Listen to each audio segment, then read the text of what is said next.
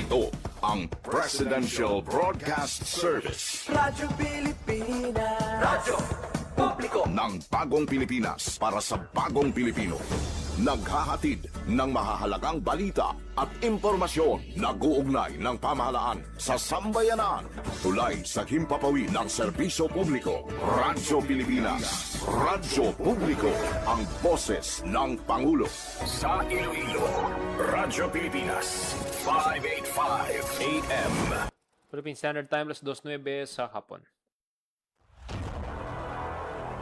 Mga labing ulihing nga hitabo, hibaluon, mga hangkat at tubangon, mga bagay nga importante, aton ginahalungan, aton ginabantayan. Ululupod kita sa Bantay Banwa! Bantay Banwa!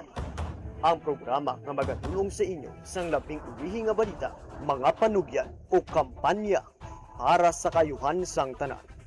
Ikaw, ako, kita, Bantay Banwa!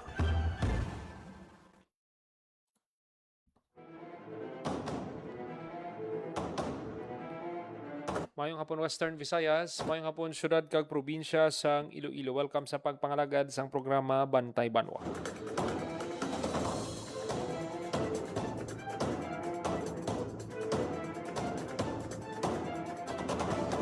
Mga kaabyanan, Martes ng edisyon kita, Agosto 18, tuig 2026.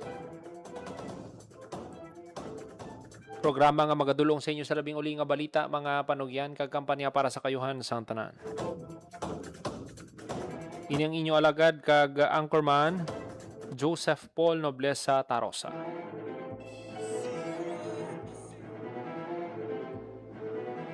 Lulupod kita subong nga hapon diri sa Radyo Pilipinas Iloilo. Mga kabinan, antes kita magpatpat sang dugang nga mga balita, check tanang latest update sa lakat sang panahon nga igadulong sa aton sang Pag-asa Iloilo. Radyo Pilipinas.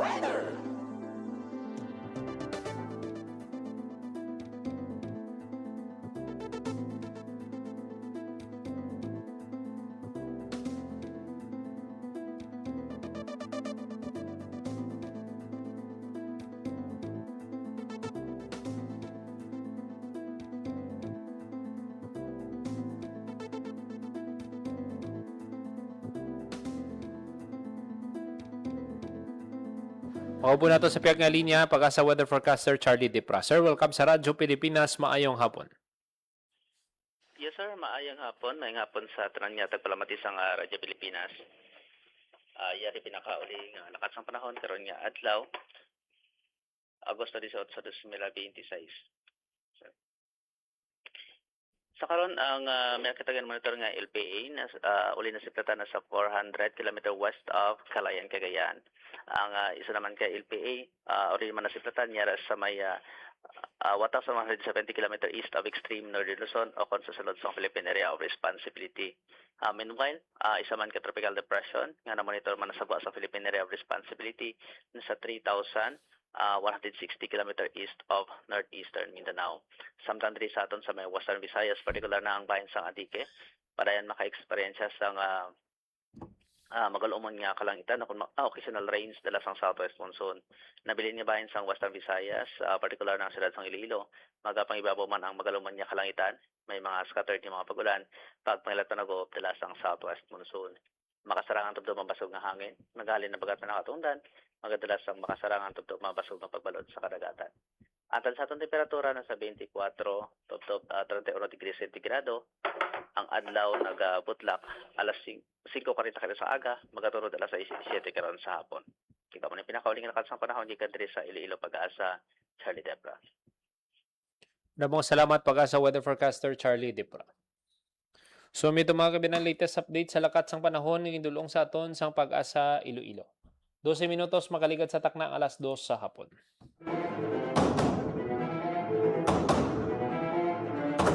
Mga kabinan, sa aton nga mga balita nga patpaton subong nga hapon, nakasubo nato no ang natabo sa Zamboanga Ateneo de Zamboanga University. Matapos nga isa na naman ka shooting incident nga natabo sa isa ka eskwelahan. Kag kung nakita nyo ang nagalapta subong nga video sa social media, naka-Facebook live mismo ang shooter sa Facebook. Tinguan na to no nga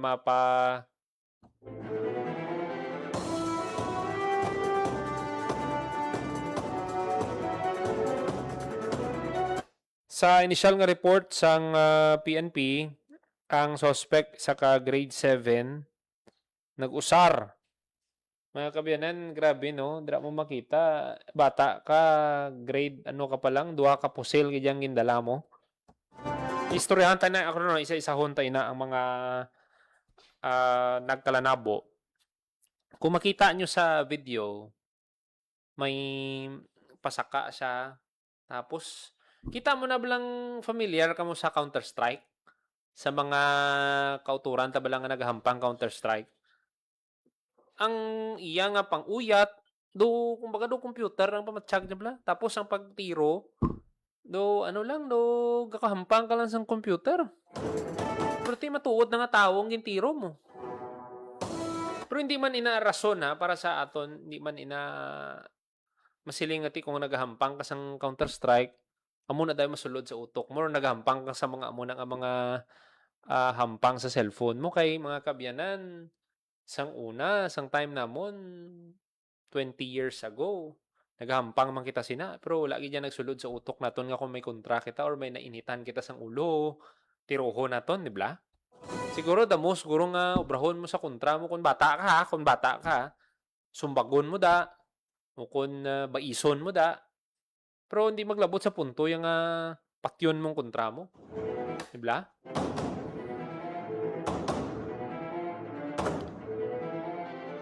Muna to dayo, may ginpalukpan siya nga isa ka classroom.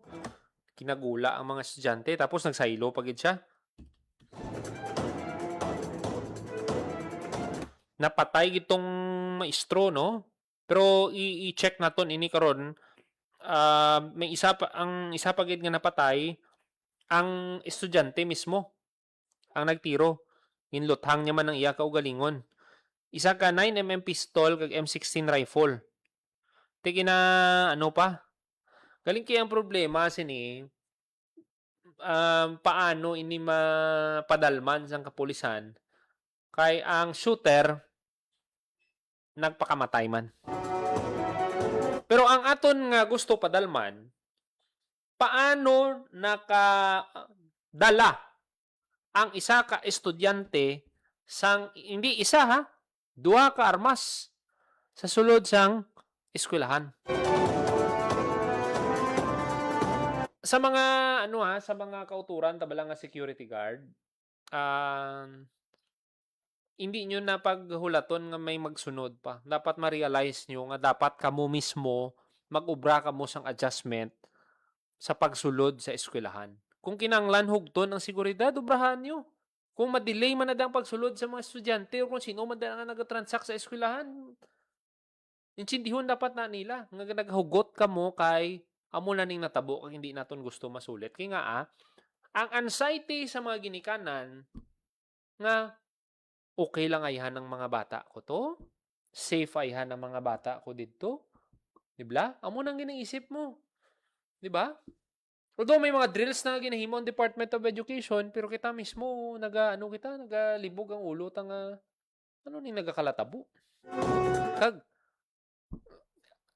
muna bala, no? Kung may problema ka, nga malabot kaya sa punto nga maniro, kagaya sang maniro kay mo ya, bata ka pa.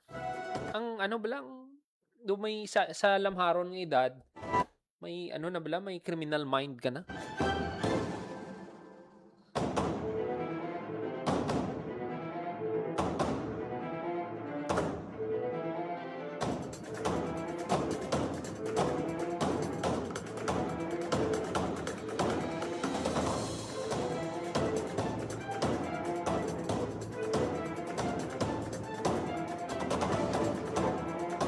Sabi nyo ang assailant, isa ka honor student.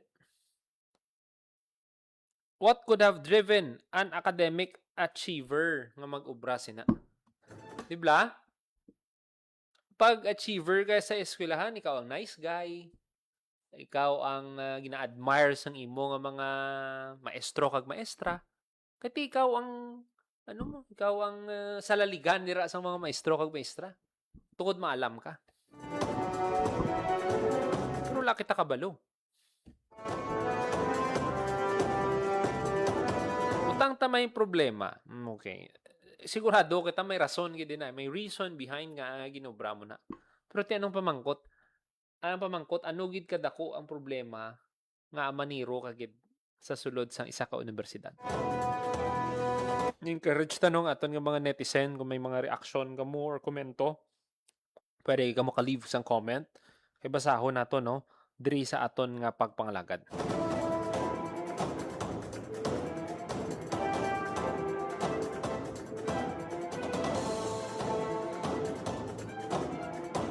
Mayari pagid gani nagalapta nga ti basi fanatic kuno sang Roblox. Hari na naman kita sa Roblox ngani. Pero ti kung sa pamatsyag nyo hindi helpful sa bata nyo, ano nyo lang i-uninstall nyo lang. Pero ang nakita ko gid nga dapat obrahon sa mga ginikanan subong. Subong pag-abot nyo sa balay nyo, halin sa trabaho ninyo. Or kung din man ang inyong mga transaksyon nyo. Pag-abot nga na kamo, la na kamo sang klase, make sure gid nga matagaan nyo sang oras nga maistorya ang bata ninyo.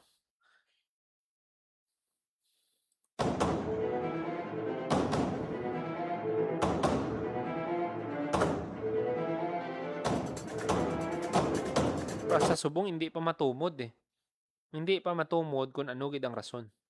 Tiyang pamangkot, subong. Safe pa bala ang aton nga mga kabataan sa Pilipinas? Ang natabo sa Ateneo, duha ka i-verify naton ini no kung may mga gwardiya gid man nga nagkalamatay. Tapos duha ka estudyante nagkalamatay man kag may pila ka mga biktima man nga critical ang kondisyon nila.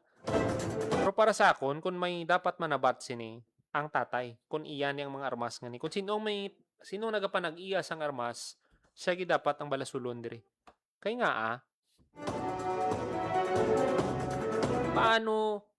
paano mabalaan sang bata kung gintago mo sa insakto? Gin-safe keep mo ang imo armas. Nadumduman ko sang una, makita ko ng armas ni isang akon nga airpat. Na make sure yan nga matago niya. Kaya kisa may tendency gid nga matintar ka mo. Siyempre, ang paminsaron sang aton nga mga airpods mati taguhon tagid ni sa insakto. Kaya kung makita ni isang bata, kung karon testingan niya ni, basi makadisgrasya pa.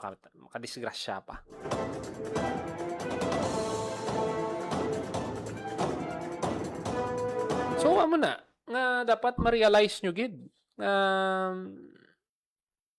Dapat i-safe keep nyo gid ang mga armas nyo sa Tacloban to, tiya yaman to. Muna bala kung may mga armas ka mo dira, hindi nyo sagi ka pakita-kita sa mga bata. Pero kung ako maglantaw, ang pang-uyat niya sang armas, do hindi lang siya first time nga nag-uyat sang armas. Ang pangapot, ang pagpastar, pagtiro pa lang nga daan. Pagtiro, igo dayon mo. Wala? Luluoy lang galing ang mga biktima. Tiyan mo na ang pamangkot subong sa mga kauturan ta ano pa bala ka safe ang mga eskwelahan diri sa aton pungsod.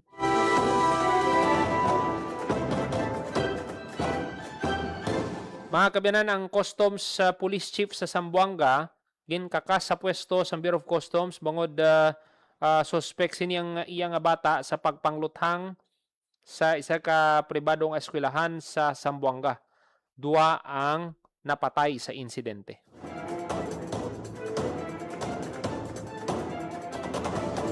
Are. May basahon kitang post na dali lang gid. Halin ini sa isa ka netizen. If you can afford a gun, you can afford a gun locker, a gun trigger lock, and most of all, you can afford teaching yourself gun safety. Especially if you have children that know that you have firearms. Diba? Ito ka basic laman na, diba? How was he able to obtain your gun without your knowledge? Your ignorance and your failure to secure and teach them about gun safety killed 2 students, 2 kids. They were someone's child. Their blood is on your hands. We demand justice. We demand accountability.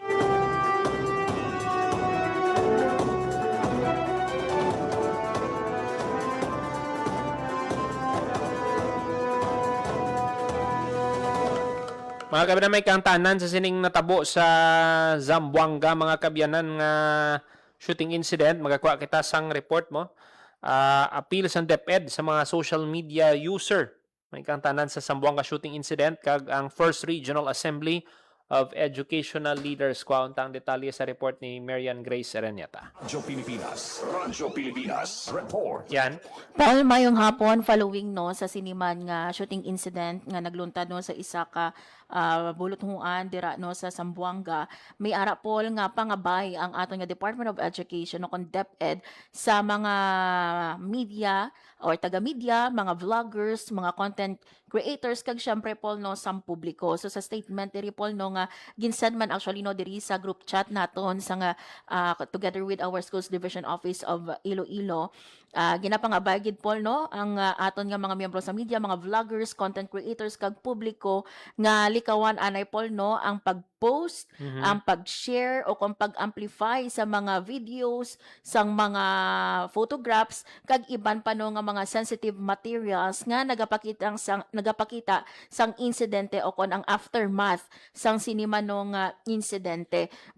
Pahayag din no sang aton mga Department of Education no sa sininong difficult time ginahaylo gid no ang tanan nga i-respect ang privacy kag dignity no, especially sa mga apektado naton nga pamilya, ang aton man nga mga learners, ang aton nga school personnel kag ang bug-os nga Ateneo de Zamboanga University community. So ang circulation Paul no suno pa diri sa aton nga DepEd, ang circulation sang siniman nga material may further compound no sang trauma directly Paul no sa mga apektado kag posible Paul no magdugang pagid sang distress sa ila mga pinalangga sa kabuhi. Ginahaylo man Paul ang tanan nga i-allow no ang aton nga law enforcement authorities nga maghiwat sang investigasyon no without interference no and to rely no sa mga verified information gikan sa aton nga mga official sources. So gapangabay man diri no ang aton nga DepEd sang compassion over clicks kag ang priority diri Paul no ang safety, ang dignity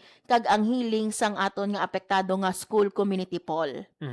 Malamo yan ano no sang natabo tong sa Tacloban na may mga ginhimo na nga intervention, Yes. hoping nga hindi na masulit. Unfortunately na sulit na naman ang isa ka Yes. insidente kag hindi lang isa ka armas ang gingamit, duha gid ka kalibre sang pusil ang gingamit sang shooter. Yes, correct ina Paul no kag makita naton Paul no sa social media Paul no may ara ganita Paul nga wala gina-blurred ang mga photos no especially sa mga minor de edad no nga involved no sa siniman nga shooting incident. While we condemn Paul no ang ini nga shooting incident, but still Paul pamisaro naton nga ti ang involved diri ang mga minor. And at the same time sa school premise ini siya or sa sulod no sang eskwelahan nagluntad ang ini manong instead tani nga makabulig kita Paul sa mga biktima no mas lalo pag yun nga maka-trigger ni especially kung makita ni no sa mga estudyante ang mga nagkatabo kay ina sang aga or kung sa diino nga involved man sila. So that's why nga ti ginahaylo gid no ang kada isa sa aton Paul no nga likawan gid no ang magpato-pato sang istorya o kuno magpalapta sang siniman nga video sa nagluntad didto no kaina sa isa ka universidad. Pero yan may mga himuon pagid nga adjustment ang DepEd sini no diri sa aton abi sa regional office kung may ara kita information nga may mga plano pa sila nga pasangkaron pagid ang seguridad. Yes, actually Paul no sa mga previews naton Paul nga mga interview diri Paul no do halos sa mga schools division office naton Paul na pamangkot man naton no and according sa ila in place ini Paul no ang ilang Okay. mga protocol. In fact gani Paul isa diri Paul no sa abi naton kung kaisa for example during abi sa entrance dira kung may ara abing kabataan Paul nga luyag no magsulod gid sa mga matalom nga mga bagay o kung mga pusil actually Paul no ang protocol dira is not right there and then sa tubang gid sang iban nga mga estudyante i-reprimand mo ang ini nga bata no. Ang ginahambal diri Paul is dalon sa kilid ang bata, istoryahon ang bata para hindi mag-cause sang panic. Kag i-cite lang nato Paul nga example no sa Schools Division Office of Antique isa diri po sa ginubraman Paul no para mapabaskog pagid ang aton nga pag-check or para ma-ensure nga hindi makasulod sa aton nga mga schools no ang mga weapon diri Paul. Nagpaidalom sa training ang aton nga mga security guard kag ang aton Paul no nga mga assigned sa mga buluthuan naton no sa entrance and exit naton kay ti indi tanan Paul nga mga buluthuan naton may security guard iba ni sa ila Paul lain ang tawag abi sa aton nga mga Department of Education o sa mga buluthuan naton. So ginpaidalom ini sila Paul sa training no kung sa diin tuluan sila Paul sang insakto nga protocol kumbaga balaan naman no sang siniman no nga mga security guard naton kag mga watchmen naton Paul ang ilang katungdanan pero kumbaga relearn nila Paul no gidugangan pagid ang ilang nga ihibalo and according man diri po sa aton nga regional office naka in place diri no ang mga protocol sang aton man nga mga buluthuan. In fact gani Paul sang nagluntad to sa Tacloban Paul ang nakita naton Paul ang mga buluthuan naton mas naging stricto pagid no ang ilang nga pagpasulod sa mga estudyante kag syempre no sa mga bisita kag nakita naton Paul kita mismo nakasaksi Paul nga kung kaisa maglabay kita sa mga buluthuan malawig ang pilahay sa mga estudyante kita gina make sure gid nga ginalantaw nino gina make sure nga hindi makasulod kag ang aton nga mga buluthuan Paul iban ini sa ila nag-procure no sang scanner para lang maduble pagid ang security kag kung may ma-detect hindi na pagpasudlon pa sa mga buluthuan naton Paul. Yan aside sa sining appeal sa DepEd, ano pagid ang aton dira balita? Yes. Paul, subong nga adlaw no, ginhiwat ang 11 nga Regional Assembly of Education leaders o kon ang RAEL naton Paul diri no sa Iloilo Convention Center. So nag-umpisa ini siya Paul subong August 18 kag magalawig ini siya Paul no until August 20. So kaina Paul ang highlight Paul sa sinino nga opening no nga program or ang una nga adlaw is ginpresenta didto Paul ang ano bala no ang current nga sitwasyon no sa mga buluthuan sa mga learners naton sang aton nga mga teaching and non-teaching personnel sang aton man nga mga ALS learners kag ang aton man no nga mga schools or mga districts offices. So, isa dito po kaina po sa presenta sang aton man nga Regional Director Cristito Eco sang Department of Education. Ini po ang may ara nga Regional Strategic Framework 2026 to 2028. Kaging presentaman dito Paul ang 5 no nga priority areas sang aton nga Department of Education for the next or halin subong nga 2026 to 2029. Ibasa o ipalabutan naton Paul no sa aton nga mga tagpalamati ano bala ini no ang 5 ka mga priority or 5 regional priorities. Una diri Paul no ang learning first kung sa diino every learner must learn. So ang key outcome nga ginalauman naton Paul by the end of 2029 is i-improve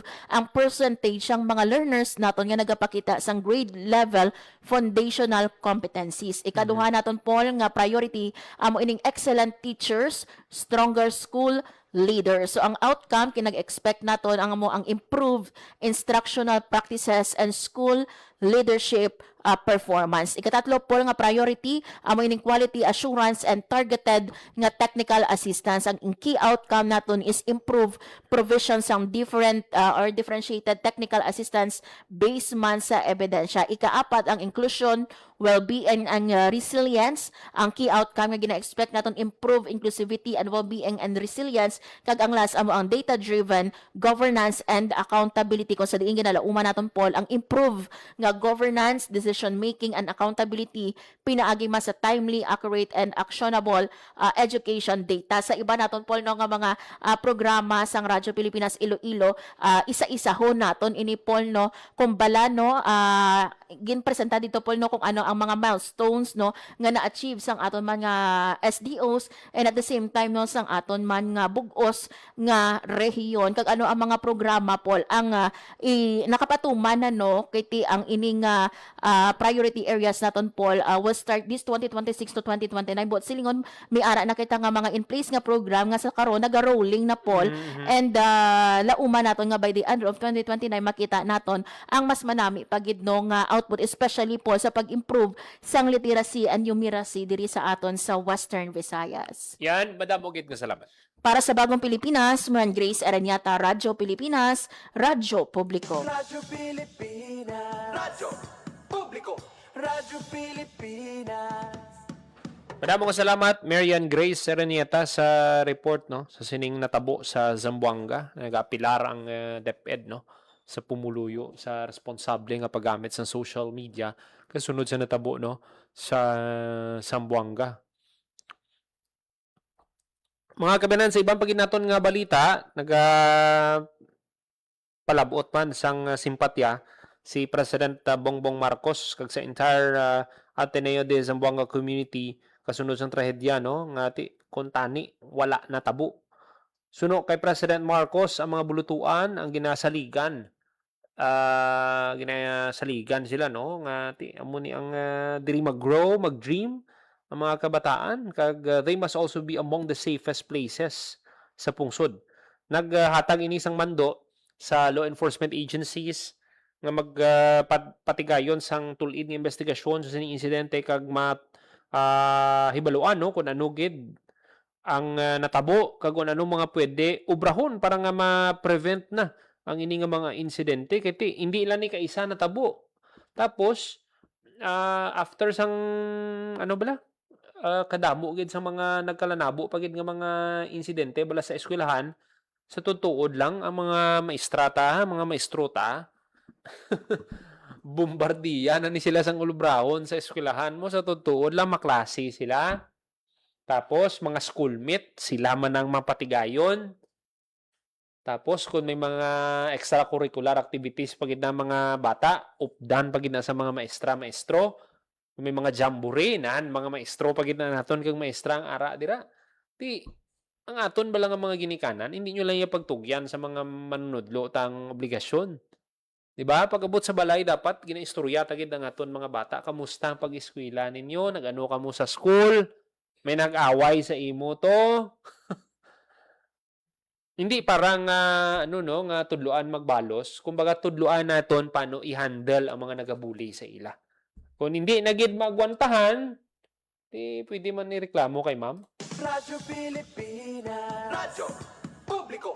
Radyo Pilipinas.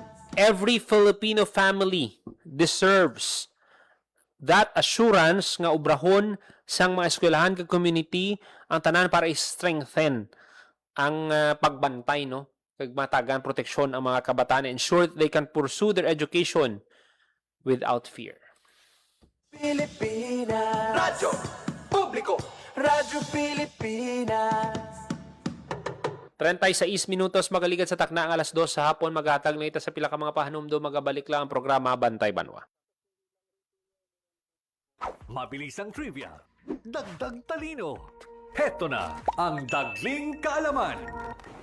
Mga kababayan, maging alerto sa rainfall advisories ng Pag-asa. Yellow Rainfall Advisory. Kapag malakas ang ulan, mula 7.5 hanggang 15 millimeters sa loob ng isang oras, mag-ingat dahil posible itong magdulot ng pagbaha sa mababang lugar. Orange Rainfall Advisory. Mas malakas na ulan, mula 15 hanggang 30 millimeters. Malaki ang posibilidad ng pagbaha, kaya maghanda at maging alerto. Red Rainfall Advisory. Emergency na ito. Higit 30 millimeters ng ulan sa loob ng 3 oras o higit pa. Kapag nakataas ang red advisory sa inyong lugar, huwag mag-aksaya ng oras. Agad na lumikas para sa kaligtasan ng inyong pamilya. Maging handa, makinig sa abiso at laging unahin ang kaligtasan. Kaunting kaalaman na malaking dagdag talino. Abangan muli ang susunod na Dagling Kaalaman. Kapag napinsala ng bagyo, normal lang na panghinaan ng loob o malungkot. Ang mahalaga, ready tayong bumangon. Ikaw pa, Enoy ka. Kaya pagligtas ng bumalik sa bahay pagkatapos ng bagyo, i-check agad kung may nasira dito. Make sure na hindi basa ang mga outlet ng kuryente bago buksan ang main switch. Kung may nakita namang sira sa mga kable ng kuryente, i-report agad sa otoridad. Itapon din ang mga naipong tubig ulan para hindi ito pamahayan ng lamok. Babangon ka, di ba? Babangon. Ikaw pa. #panatag ang may alam. Maging panatag, Pilipinas. Sa bawat ani may dahon, balat at mga hiblang nauuwi lang sa basura. Pero inutusan ni Pangulong Ferdinand Marcos Jr. ang Department of Science and Technology na gamitin ang siyensya para gawing kabuhayan ang basurang agrikultural. Nagsaliksik ang DOST para maging sinulid ang mga hibla at maging telang maipagmamalaki ng mga Pilipino. Ang utos sa pamamagitan ng paggamit ng mga dati-rati ay tinuturing na agricultural waste, palaguin ang industriya ng tela, yung telang Pinoy. Last week, dumayo ang Pangulo sa Bintar, Ilocos Norte. Nasaksihan niya ang DOST training ng mga magsasaka sa pag-extract ng mga hibla. Rice farmer sa vegetable farmer po ako, pero nung nagkaroon kami ng benepisyo galing sa DOST po ay nagiging bamboo fiber extractor. Pati bamboo. Kasi madiling talaga. Ininspeksyon din niya ang DOST Yarn Production Center kung saan ginagawang sinulid ang mga hibla. May dagdag kita ang mga magsasaka at mga habi, pati mga may kapansanan, nakakahabi. Dati-rati sa bahay lang siya. Ngayon, kumikita na siya at nakakapagbigay siya ng pera sa kanyang magulang. Nung natutunan ko po yung paggawa, Sino nagturo nag-training po kami sa DOST. DOST rin. Hindi lamang tela ang nakita ng Pangulo, kundi mga buhay na nabago at industriya ng telang muling naibangon. Dati, kahit yung raw material, ini-import natin hindi naman dapat kayang-kaya naman natin gawin. Kaya maganda na naitayo na natin itong mga processing center na ganito para dito na natin kinukuha lahat. Ito yung mga traditional namin na design. We're very happy na mabubuhay ulit ang industriyang ito. Sa buong bansa, tuloy-tuloy ang trabaho. Isa-isang inaayos sa mga bagay na magpapagaan sa buhay ng mga Pilipino. Mula basura, naging produkto. Mula siyensya, naging kabuhayan. Bit-bit ang mga bagong oportunidad sa mga Pilipino. Time to celebrate kulturang Pinoy. Tradisyon, musika, sining, literatura at iba pa. Anything and everything fun and Filipino. Ito ang Pinoy Kultura. Kilala mo ba ang The Rockefellers? Ang pinakaunang Pinoy musical act to land a spot in a prestigious US music chart. The Rockefellers is composed of 4 brothers, Antonio, Junior, Eddie, and Albert, and their father, their pops, Moro Maligmat. Pasok sa number 16 ng Billboard Hot 100 ang kanilang kantang Killer Joe. That was in 1963. Halos 5 dekada pa ang lilipas for a solo Filipino act to surpass this feat. This is when Charis Pempenco's self-titled album debuted at number 8 on Billboard's Top 200 albums. Yan ang Pinoy Kultura because our culture is cool. Game, 1, 2, and... Paatuhod, balikat ulo, itakwetan, baywang at sus. Huwag mong titigan ang hindi sa'yo at maging disenteng tao. Pare, ang catcalling ay isang uri ng sexual harassment. Di biro ang sexual harassment at di nakakamacho ang pang-aabuso. Isang paalala mula sa Philippine Commission on Women at ng himpilang ito. Sana'y tiyakin ng mga magulang kung maipanganak akong malusog. Kumain si nanay ng may sustansyang vitamin A panlaban sa impeksyon. Para din sa mata, balat, bumbunan at mga buto. Iron, pampabuhay ng dugo at muscles. Iodine, pang-iwas sa komplikasyon at pagiging abnormal. Importante din ang check-up kay doktor. Kasi healthy nanay, ganda buhay.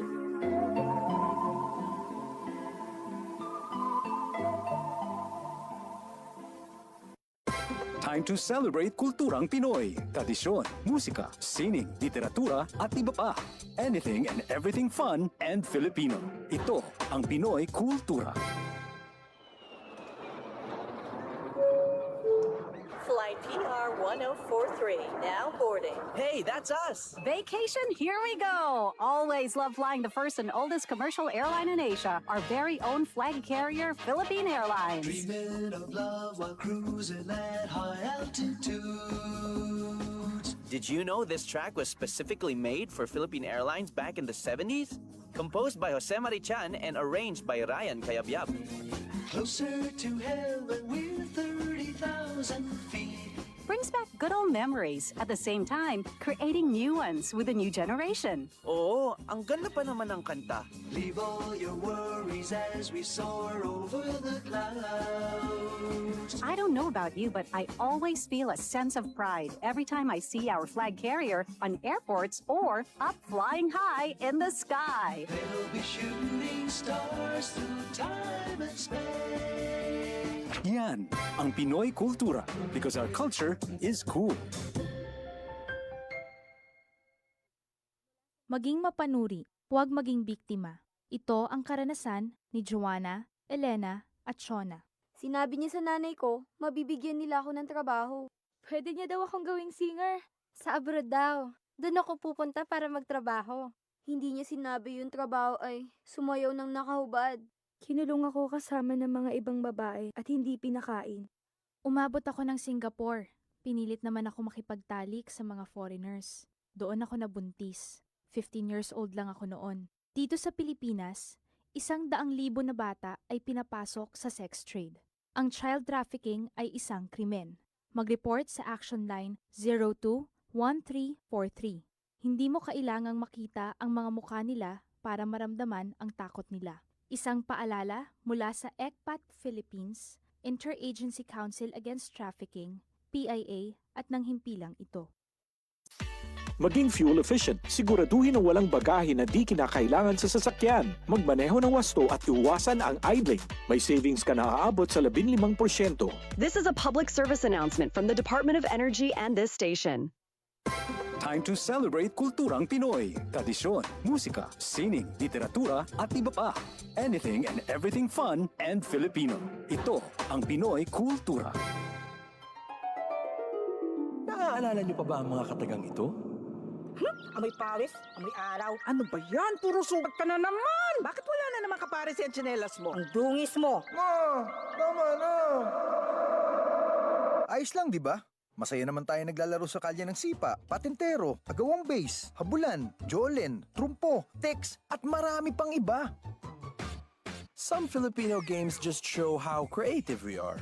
All we need are players and nothing else. Ang saya balikan ng ating kabataan. Kain, Tulog. laro, laro, at laro. O ano? Game na? Pagkabilang kong 3, nakatago na kayo! Yan ang Pinoy Kultura because our culture is cool. Maging fuel efficient sa wastong pressure ng gulong at pag-set ng thermostat ng aircon sa katamtaman o hindi bababa sa 22 degrees Celsius. May savings ka na aabot sa 5%. This is a public service announcement from the Department of Energy and this station. Time to celebrate kulturang Pinoy. Tradisyon, musika, sining, literatura at iba pa. Anything and everything fun and Filipino. Ito ang Pinoy Kultura. Ang abacada, sounds that make up Tagalog words, pagbigkas at pagsulat ng mga titik o letra sa Tagalog, the basis for our national language. Steam It, Panahon TV, Tagalog Lang, Metro Scene, and Wiki dig into its evolution. Records start with the baybayin, the alphabet used by the early Filipinos in the 1600s. From the Tagalog root word baybay, meaning to spell, baybayin was apparently derived and influenced by Indic and Javanese scripts. There was also the alibata. Paul Rodriguez Versosa named that in 1914. Was based on the Arabic alphabet from the Maguindanao Moros, but was modified when the Spanish came. The Spanish introduced the Latin and Spanish alphabet called abecedario, the original alphabet of the Catholicized Filipinos. You could say the Romanized version of Baybayin. Then the Americans came and introduced the English language and its 26-letter alphabet. Because there was fear of losing the abecedario, the government ordered the adoption of a Tagalog-based national language. They also wanted a dictionary and grammar book. That's where writer and former Senator Lope K. Santos comes in. In 1939, he developed ang Balarila ng Wikang Pambansa. Abacada became the national alphabet from 1940 to 1976. Noong 1976, ang Department of Education, Culture and Sports ay nag-issue ng revised alphabet. Dinagdag ang mga letrang C, CH, F, J, L, N, Q, R, R, V, X, at Z. They called it Enriched Alphabet or Pinagyamang Alpabeto. More tweaks follow, and in 1987, the Filipino alphabet was published yet again with 28 letters. What you'd recognize is our modern alphabet. 26 letters from the Latin alphabet and the Spanish N or Enye and NG or nang.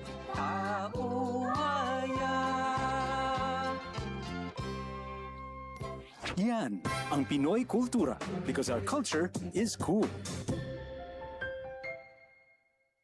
Maging fuel efficient.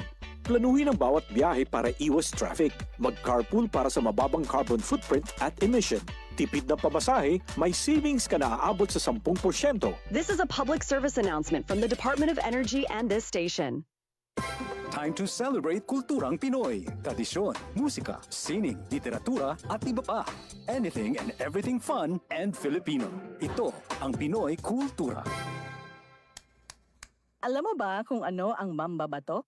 Think about the tap, tap, tap of the bamboo stick on a thorn to draw a symbol on someone's arm. This is the traditional Kalinga art of tattooing, performed and kept alive by traditional tattoo artist Wangod Ogay, also known as Maria Ogay from Buscalan, Tinglayan, Kalinga. Wikipedia says Wangod is the Philippines' oldest mambabatok at 105 years old now. Sarah Barnes honors Wangod in My Modern Metro, telling Wangod's story as an apprentice at 15.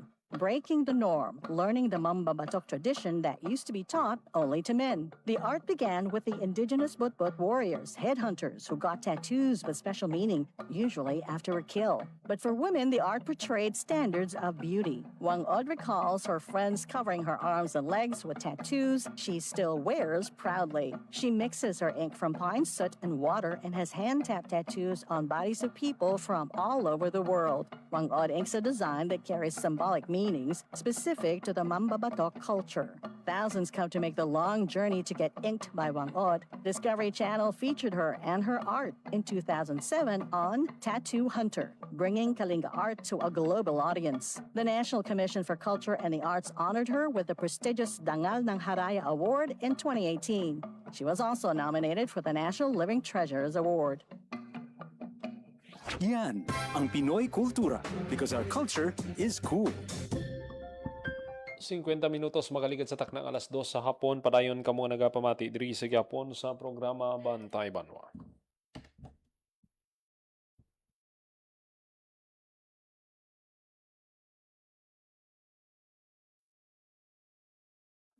Sa ibang panaton nga balita nakuhaan sang isa ka netizen, no? Ang pagdinalagan sa mga estudyante pagwa sang Ateneo de Zamboanga University matapos ang shooting incident. Baguya lang gid, no, sa nag-upload sa video, baguya lang gin dulong ang iya bata sa nagluntad ang insidente. Kay ti mga alas 8 ata kundi kita magsala, mga past 7 sang natabuin ni, no. No, dira mo makita nga na ano gid na siling mo nga na puhagid ang mga estudyante ang dapat pagid sining taga nagtalupangod ang mga nakakita gid bala sa natabo ang mga ara gid sa time nga nagtiro siya ang mga nakapalagyo nga mga bata ang trauma ni sa ila hindi basta-basta kag ang masakit gid nga matabo para sa mga ginikanan sang napatay nga mga estudyante mo gid na ang masakit, no. Sisaon gid ang tanan ng mga bagay-bagay kag kung anong mga pwede nga himuon kay nagadamo ang kaso sang mga kaso sang shooting, violence sa mga eskwelahan nga dapat kuntani ang mga eskwelahan amo ning nagaserbi nga second home sang mga kabataan kay diri sila naga-learn, naga-grow kag naga-meet sila sang friends kag ma boost man ang ilang confidence sa pag-eskwela pagi sa pag-eskwela sang maayo pagpakig-abyan hindi nga maeskwela sila nga may kahadlok. Amo na ang luyag gid nga tutukan sang President Bongbong Marcos nga masolusyonan ang ining natabo kag matulid kung ano gid ang mga dapat nga obrahon para ma-prevent ang mga kaangay sini nga insidente.